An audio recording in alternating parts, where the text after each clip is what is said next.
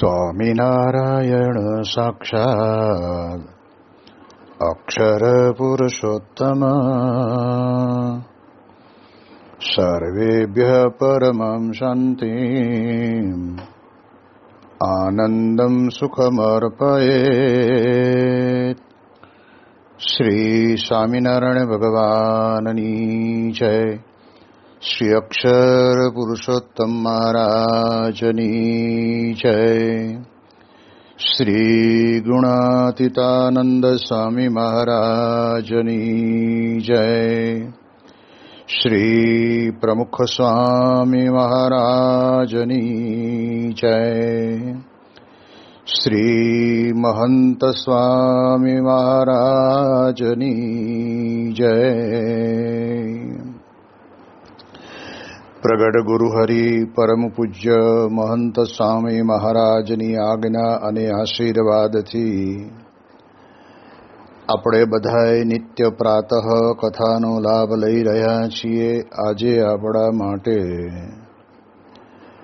September મહિનાની 9મી તારીખ અને સોમવાર એટલે 9/9/24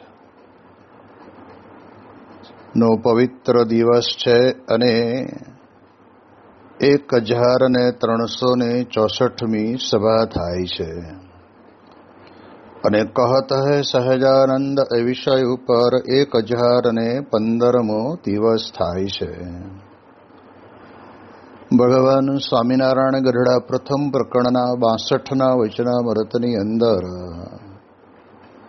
ભગવાનના સ્વરૂપને વિશે રહેલા 39 કલ્યાણકારી ગુણોનું વર્ણન કરીને આપણને સમજાવે છે. જેની અંદર આપણે 23મો ગુણ એ આપણે જોતા આવ્યા છીએ કે નિપુણ કૌશલમ એટલે નિપુણપણું.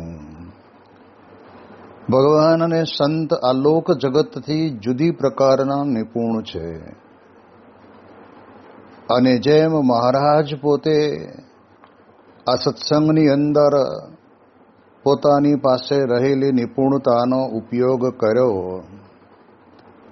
એવો જ ઉપયોગ ગુણાતીત સત્પુરુષોના જીવનની અંદર પણ આપણે જોયું છે. આપણે જાણીએ છીએ કે અલોકની અંદર કામ ક્રોધાદિક દોષને ટાળવા એ બહુ જ અઘરું કામ છે. પણ ભગવાનને સંત એવા નિપુણતાયુક્ત જીવન જીવે છે કે જે આપણામાં રહેલી આવી દોષાદિકની જે પ્રવૃત્તિ તેને ટાળતા ક્ષણ માત્રની અંદર પણ ટાળી દે છે.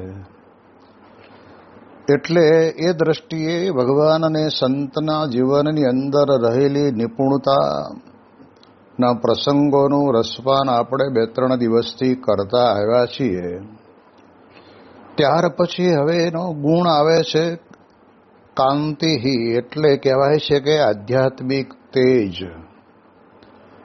આ પણ એક આપણને સમજાય છે કે આ લોક જગતની અંદર ઘણા બધા પ્રભુદત્ત રૂપ વિશે પણ આપણે જોઈએ તો એટલા રૂપાળા હોય, પણ આપણે જાણીએ એ પ્રમાણે રૂપ હોય પણ છતાંય કહેવાય છે કે એનામાં એવા ગુણ પણ ન હોય. જ્યારે ભગવાન તો રૂપ કરતા પણ આધ્યાત્મિક તેજ જે એમનામાં રહેલું છે એ મોટો ગુણ છે. અને એ તેજની આધ્યાત્મિકતાના કારણે કરીને ઘણા બધા લોકોના જીવનની અંદર ભગવાન અને સંતને મળતા અનુભૂતિ થાય છે. એટલે આમ તો ભગવાન અને સંતની નિપુણતાના ગુણની સાથે સાથે આપણે આવા કેટલાક પ્રસંગોનું પણ રસપાન કરી લીધું છે. પરંતુ એટલું તો નક્કી છે કે મહારાજે જેમ મુક્તાનંદ સ્વામીએ કહ્યું ને મહારાજને કે મહારાજ કોઈ માર કરતો આવતો હોય તો એ મારી સામે આવીને ઊભો રહે ને ત્યાં એનું અંતઃકરણ શાંત થઈ જાય. એમ આ લોકની અંદર સ્વાભાવિક પ્રકૃતિએ કરીને કોઈક વ્યક્તિ અતિશય ઉગ્ર બનીને એ ભગવાન કે સંતની પાસે આવતા હોય પણ ત્યાં એનું ચિત્ત છે એ બરાબર સ્થિર થઈ જાય, ઉગ્રતા સમી જાય. અંતર્યામીપણે પણ ભગવાન ને સંત આ પ્રમાણે બધું જાણી લેતા હોય છે, પણ એના કરતા અતિ આધ્યાત્મિકતાનું તેજ એ ભગવાન સ્વામિનારાયણના જીવનની અંદર પણ આપણે બધાએ એમના જીવન ચરિત્રના પ્રસંગો દ્વારા સમજવાનો પ્રયત્ન પણ કર્યો છે. તો આવું ને આવું જ આધ્યાત્મિક તેજ ગુરુહરિ પ્રમુખ સ્વામી મહારાજમાં હતું. એટલે આપણે જાણીએ એ પ્રમાણે પ્રમુખ સ્વામી મહારાજ અને વેટિકન ચર્ચના નામદાર પોપ એ બેનું જ્યારે મુલાકાત થઈ ત્યારે આપણે જાણીએ છીએ કે બંને પોતપોતાના સંપ્રદાયના ધર્મગુરુ છે.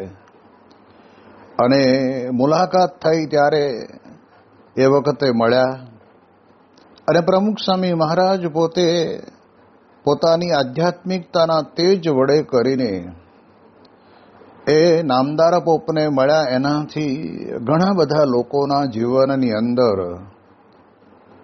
જે ભ્રમણાઓ હતી કે ભાઈ વિદેશની અંદર અમારા ધર્મનું પતન કરવા માટે થઈને અને હિન્દુ ધર્મને વિશેષ આગળ લઈ જવા માટે થઈને આવતા હોય છે, પરંતુ પ્રમુખ સ્વામી મહારાજનો અંતરનો ક્યારેય પણ આવો વિચાર આવ્યો જ નથી. પોતે જેમાં માને છે તેમાં બરાબર માને એવી એમના અંતરની અંદર ઈચ્છા રહે, પણ સંપ્રદાયને આશ્રયને રહ્યા હોય પણ સંપ્રદાયના સિદ્ધાંત કે સંપ્રદાયના નીતિ નિયમોનું યથાર્થ પાલન ન કરતા હોય એને તે સંપ્રદાયની પ્રથા પ્રમાણે એને જાણપણું આપે અને એના કારણે કરીને આવી આધ્યાત્મિક વિચારધારાને પામીને સામી વ્યક્તિ પણ અભિભૂત થાય.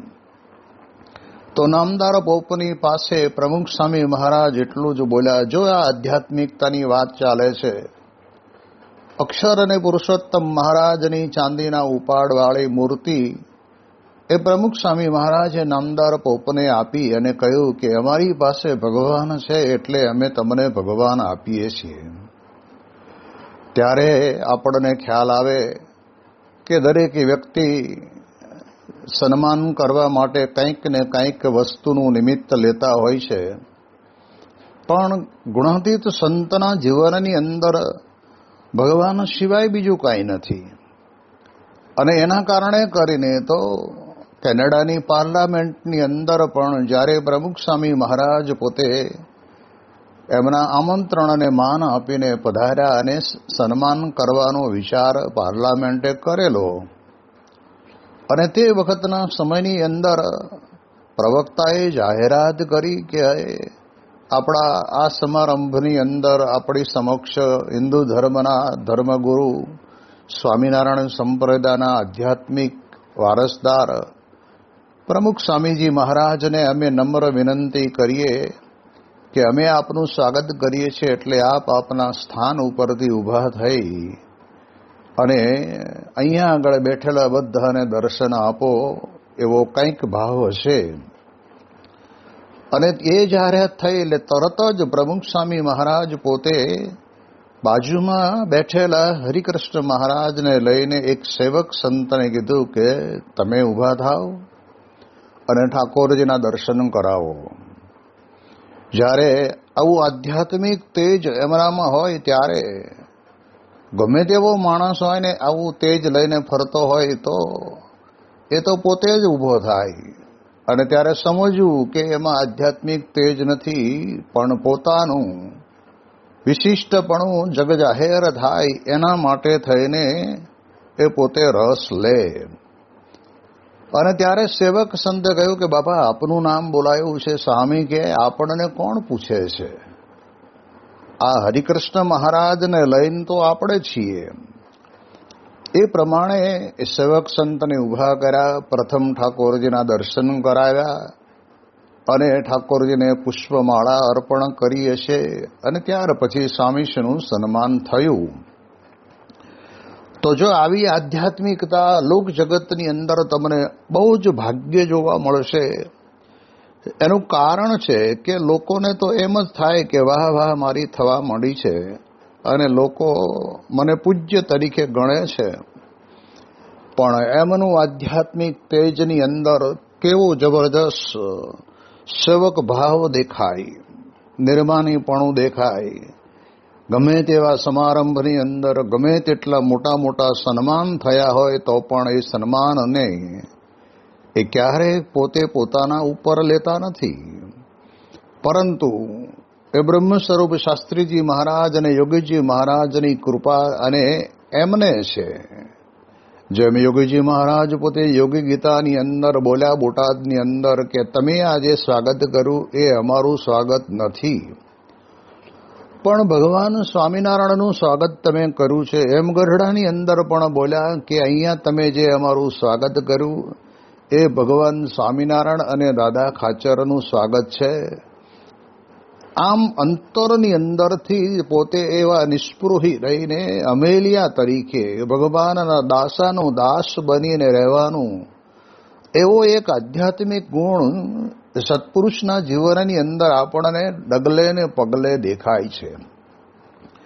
જ્યારે પ્રમુખ સ્વામી મહારાજ પોતે પણ જ્યારે ધામમાં પધાર્યા પછી પહેલી વખત ગઢપુરની વિશે ગુરુહરિ મહંત સ્વામી મહારાજ પધાર્યા ત્યારે ગામ લોકોએ પ્રમુખ સ્વામી મહારાજની શ્રદ્ધાંજલિ સભા અને સાથે સાથે મહંત સ્વામી મહારાજ ગુરુ ગાદીએ આવ્યા એના સન્માનની સભા પણ ભેગી રાખેલી, અને ત્યારે પણ મહંત સ્વામી મહારાજે પણ આ જ વાક્યનું ઉચ્ચારણ કર્યું કે ગામવાસીઓએ ભેગા મળીને આ એક સરસ મજાનું સન્માનનું કાર્ય કર્યું છે, એ અમારું નથી પણ ભગવાન સ્વામિનારાયણ અને દાદા ખાચરનું છે. એમ યોગીજી મહારાજ પણ બોલેલા, અને એનો એ જ વારસો આ યોગીનો ચાલ્યો આવે છે.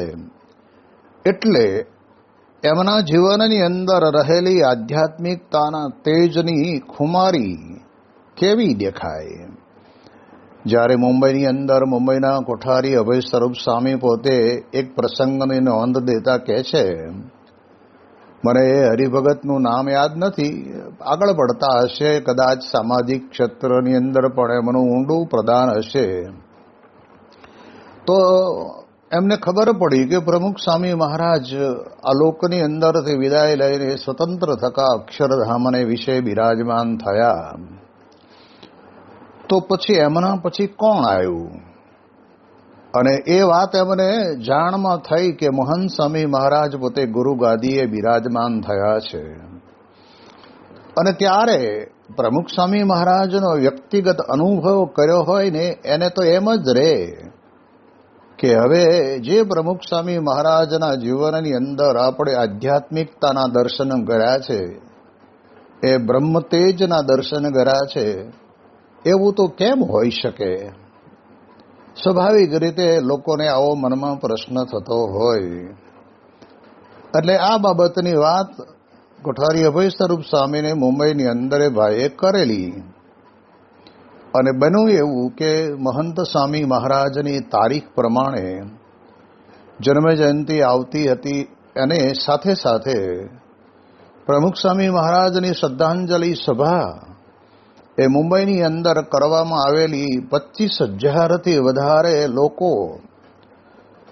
માત્ર ને માત્ર બીએપીએસ સંસ્થાના હરિભક્તો નહીં પણ આખા મુંબઈની અંદર ચારે બાજુથી જેને જેને ખબર પડી કે પ્રમુખ સ્વામી મહારાજની શ્રદ્ધાંજલિ સભા થવાની છે, એની અંદર કેટલા બધા લોકો આવ્યા. અને એ 25,000ની અંદર પહેલી વખત કેટલાક તો મહંત સ્વામી મહારાજના દર્શન કરતા હશે.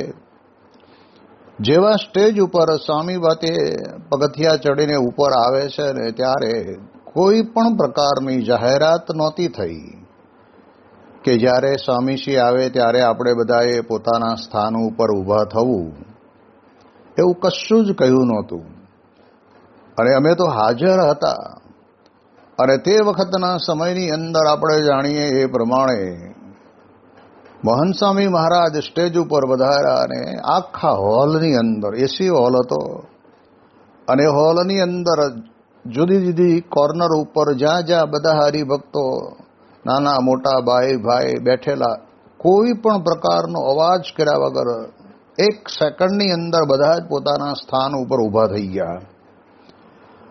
આ દ્રશ્ય જ્યારે જોવામાં આવ્યું ને ત્યારે આપણને આશ્ચર્ય એ થાય કે મહંત સ્વામી મહારાજના તો કેટલાક લોકો એવા પણ હશે કે જેમણે પ્રથમ વખત દર્શન કર્યા હશે અને એવા સમયની અંદર આ પ્રમાણે એને પણ અંતરની અંદર પ્રેરણા થાય તો સ્વાભાવિક રીતે આપણે એમનામાં રહેલી આધ્યાત્મિકતાનું તેજનું દર્શન દરેક વ્યક્તિને થતું હોય છે, અનુભવાતું હોય છે. અને એટલા જ માટે થઈને જેને આપણે જાણીએ છીએ કે ફિલ્મ જગતની અંદર જેનું બહુ જ મોટું નામ એવા પરેશ રાવલ, એ પણ પોતે આપણા જ સંત યોગેન્દ્ર સ્વામીની સાથે મુંબઈની અંદર ભણતા હશે ત્યારની મિત્રતા.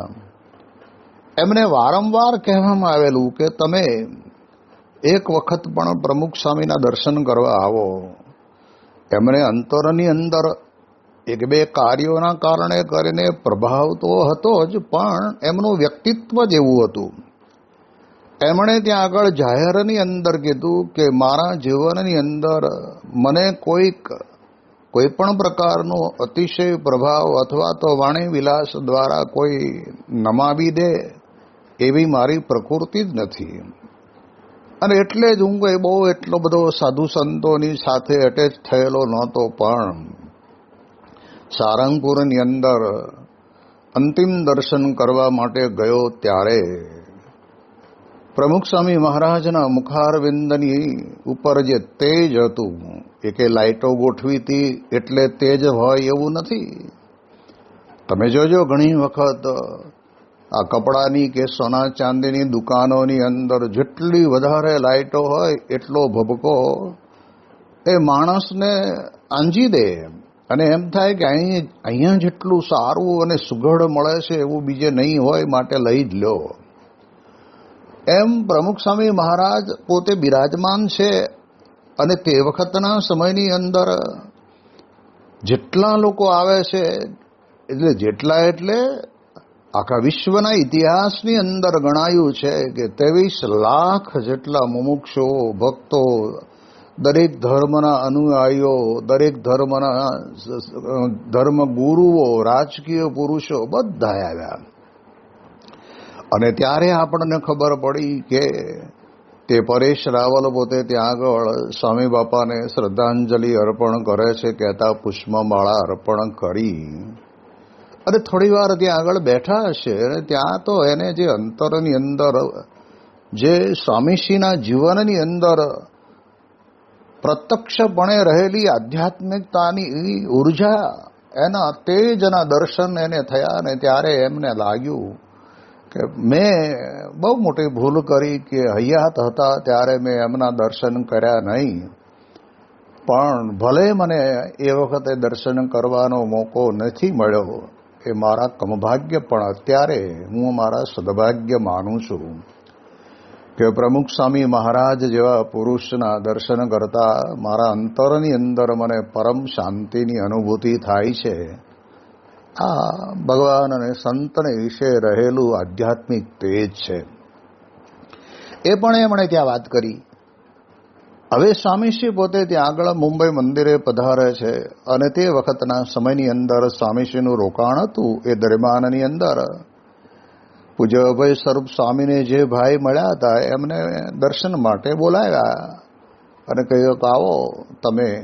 અને બાપા પોતાના રૂમની અંદર બેઠા હતા અને તે વખતે આ ભાઈને ત્યાં આગળ આવ્યા અને ગયા અંદર, અને અંદર જઈને બેઠા, પગે લાગ્યા.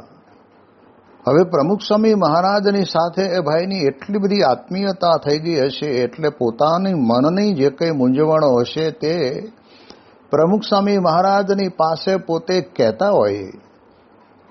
એ તો સ્વાભાવિક રીતે એને પોતાને વ્યક્તિગત અનુભવ હોય કે એમાંથી એને શું અનુભવ થયો, એની એ જ વાતને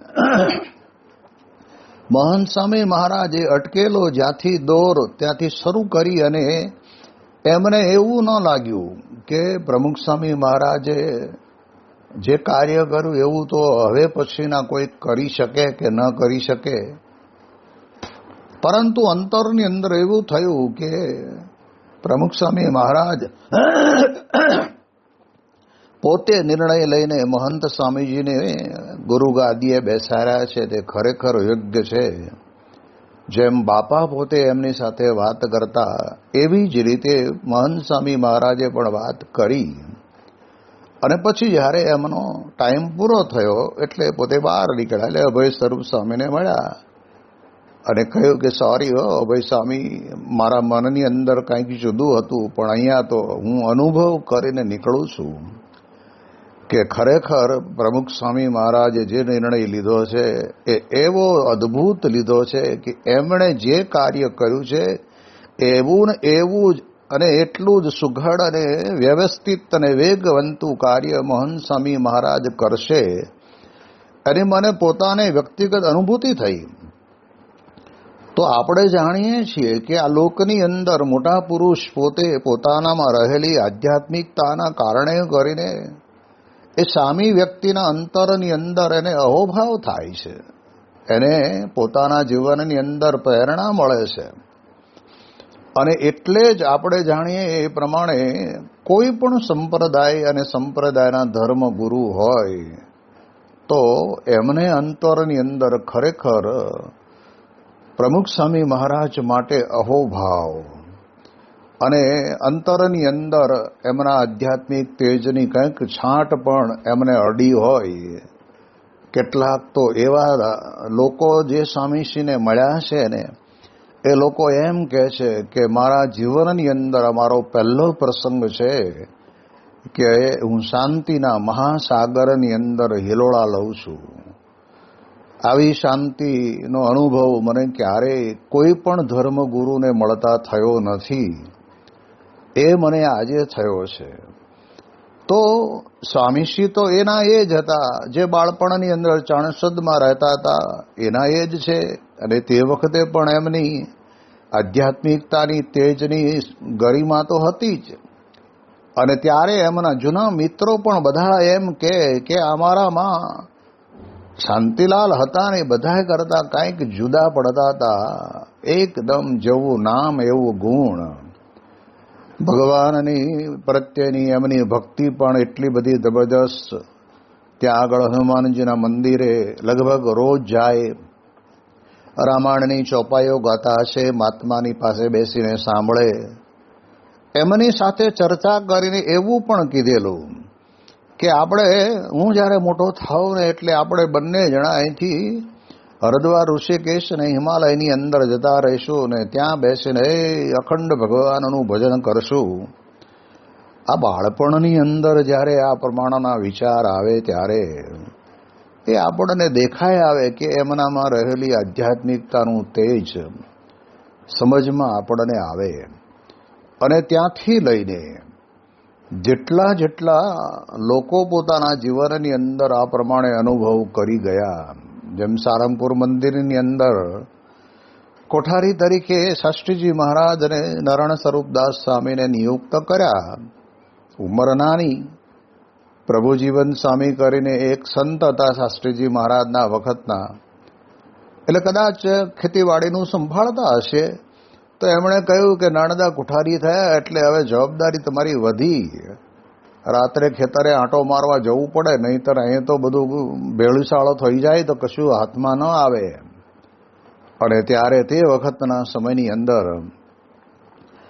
પ્રભુ સ્વામી નારાયણ સ્વરૂપદાસ સ્વામીને લઈને ત્યાં આગળ જાય અને બધું કહે કે આ પ્રમાણે બધું સમજાવે. ત્યારે જૂના મંદિરની અંદર કોઠારી તરીકે મારા ખ્યાલ મુજબ વીરસંગ ભગત હતા.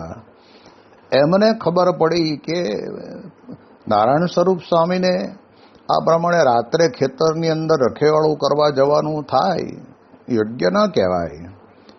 એટલે કહેવરાયું કે અમારા માણસો ત્યાં અમારા જ ખેતરોની અંદર ચારે બાજુ રખેવાળું કરે છે, એ રખેવાળું તમારા ખેતરનું પણ કરશે, પણ તમે આવી રીતે રાત્રે ઉજાગરા ન કરો. હવે સંસ્થાકીય દ્રષ્ટિએ જોઈએ તો બે સંપ્રદાય, જૂનું મંદિર અને નવું મંદિર, જોકે શાસ્ત્રીજી મહારાજે પોતે જ એ આખું મંદિરનું રિનોવેશન અદ્ભુત રીતે કરેલું, જેનું ઘણા લાંબા સમય પછી પાછું ફરીથી અત્યારે રિનોવેશન થયું છે. પણ મૂળ રિનોવેશન ખરેખરું મંદિર બનાવનાર હવેલી ટાઈપ એનું કળા એ પોતે પ્રમુખ સ્વામી શાસ્ત્રીજી મહારાજે પોતે કરેલી. અને એ શાસ્ત્રીજી મહારાજે પ્રમુખ સ્વામી મહારાજને પોતાને કોઠારી બનાવેલા, એટલે એ આધ્યાત્મિકતાના દર્શન એમને થયા હશે ત્યારે. બાકી એકબીજાની આ પ્રમાણે કહેવાય છે કે એકતાનું દર્શન ક્યારેય આપણને થવા ના દે. પણ આ પક્ષે આપણે જોયું ત્યારે આપણને ખબર પડી કે એમને પણ અંતરની અંદર એવો ભાવ તો જ્યારે હતા ત્યારથી જ આપણા જીવનની અંદર આપણને બધાને અંતરની અંદર એવી દ્રઢતા થતી હતી કે પ્રમુખ સ્વામી મહારાજ એક આધ્યાત્મિક પુરુષ છે. તેમ છતાં યોગીજી મહારાજના તેજ જેવું તેજ એવું જ તેજ એમનામાં હોય, પણ મહારાજે વચનામૃતમાં કહ્યું છે ને કે સમર્થ થકા ઝરણા કરવી એ આવા મોટા સંત હોય ને કરી શકે. અને એવું જે તેજ યોગી મહારાજની હયાતીની અંદર બાપા રહ્યા એટલા સમય દરમિયાન ક્યારેય પણ એમણે પોતે બહાર નીકળવા દીધું નથી. અને પૂજનીય વંદનીય તરીકે, ગુરુ તરીકે, આધ્યાત્મિક માર્ગદર્શક તરીકે, મોક્ષના દ્વાર તરીકે માત્ર ને માત્ર પ્રમુખ સ્વામી મહારાજ બધાને એ જ કહેલો કે યોગી બાપા છે ત્યાં સુધી કોઈ વિચાર કરવાનો જ નહીં. અને આપણી બધાની નજર અને દ્રષ્ટિ તો યોગી બાપા સામે જ હોવી જોઈએ.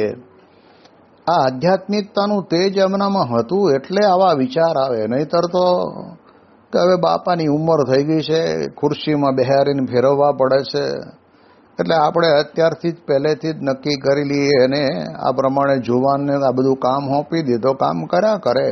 પણ પ્રમુખ સ્વામી મહારાજ પોતે એવું બોલેલા કે 20 વર્ષ સુધી શાસ્ત્રીજી મહારાજે મને જ્યારે ચાદર ઓઢાડીને શાસ્ત્રી મહારાજ ધામમાં ગયા પછી યોગીજી મહારાજના વિચારથી મારો વિચાર ક્યારેય જુદો પડ્યો નથી. આ જે વાક્ય છે ને આધ્યાત્મિકતાનું એક કિરણ છે, આપણને સમજાય નહીં, પણ ઘરની અંદર પણ આપણે જોઈએ તોય આપણને ખબર પડે કે 5 જણા રહેતા હોય એની અંદર દરેકના વિચાર જુદા જુદા ચાલતા હોય. એક ખાવાની બાબતમાં પણ જુદો વિચાર. જ્યારે યોગીજી મહારાજનો જે સંકલ્પ, જે વિચાર, એમાં પ્રમુખ સ્વામી મહારાજ પોતે ભળ્યા. એમના વિચારથી ક્યારેય વિચાર જુદો પડ્યો નથી. 20 વર્ષના ગાળાની અંદર કેવું કહેવાય. અને યોગી બાપા અલમસ્તાઈની અંદર ઘણી વખત પ્રમુખ સ્વામીનો મહિમા એટલે એમના સોંપેલા કાર્ય ઉપરથી કેટલો બધો વધે એવું વિચારતા હોય. એટલે બાપા એવી અટપટી આજ્ઞાની અંદર પણ પ્રમુખ સ્વામીને કહે, અને સ્વામી પણ પોતે તે વખતે સામે કોઈ પણ પ્રકારની હઠ પકડ્યા વગર બાપા કહે એમ કરવા તૈયાર થઈ જાય. આ આધ્યાત્મિકતાનું તેજ છે.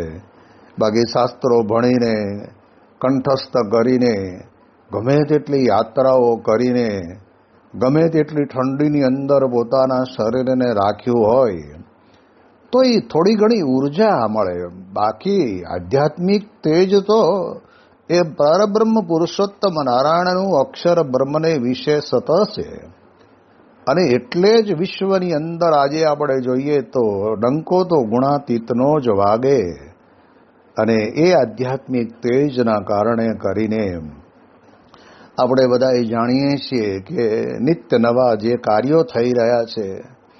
જે અબુધાબીની અંદર જે મંદિર થયું એના સંકલ્પ કરતા પ્રમુખ સ્વામી મહારાજ જ્યાં જવા માટેનો આપણને પાસપોર્ટ ઉપર વિઝા ના આપે અને ઉતરીએ ત્યારે ભગવાનની મૂર્તિ લઈ જવા ન દે, ત્યાં ઘરની અંદર પોતાના જ ઘરમાં બેસીને તમે એક નાની ઘંટડી વગાડીને આરતી કરો ને તો એનો અવાજ પણ જો બહાર જાય તો એને તરત પકડીને રિપોર્ટ કરી દે.